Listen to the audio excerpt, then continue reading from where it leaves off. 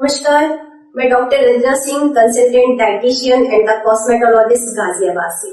आप लोग सोचते होंगे कि जापान के लोग इतना यंग और इतना एनर्जेटिक कैसे होते हैं, क्योंकि वो अपनी सेहत में एक राज को ऐड करके रखते हैं और उसका नाम है कोएंजाइम Q10।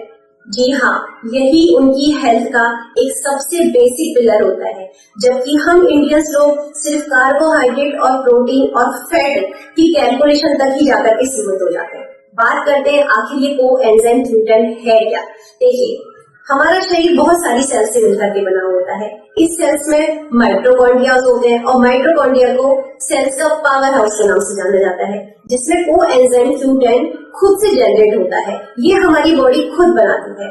आपने देखा होगा कि बचपन में बच्चे बहुत ही ज्यादा एनर्जेटिक होते हैं, क्योंकि एक छोटी सी एज ग्रुप में कोएंजाइम Q10 काफी बड़े लेवल पे बनता है, लेकिन जैसे जैसे एज ग्रुप बढ़ती जाती है तो कोएंजाइम Q10 का जो लेवल है वो बॉडी के अंदर धीरे धीरे कम होता जाता है। इसलिए आपने बुजुर्ग लोगों को कहते हुए देखा होगा कि अरे अब हमारे शरीर में वो एनर्जी नहीं रही है।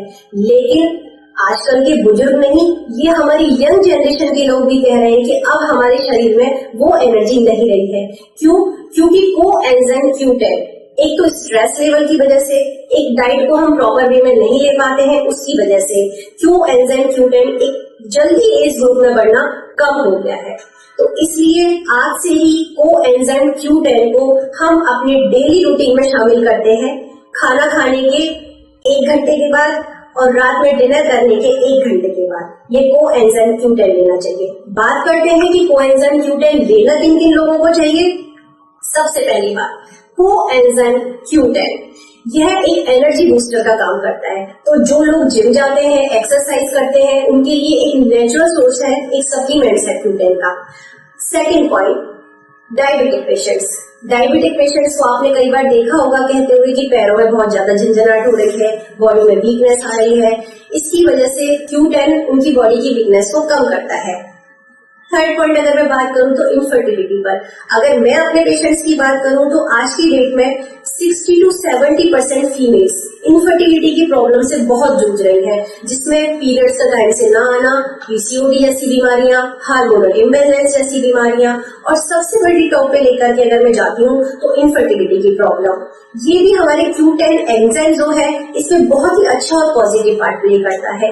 ये एग्स को हेल्दी बना के रखता है, और जो प्रेगनेंसी के बाद भी 9 मंथ का जो एक पीरियड होता है एक मदर और एक बेबी के लिए, जो एक हेल्दी पीरियड होता है, उसमें भी ये बहुत अच्छा पार्ट प्ले करता है।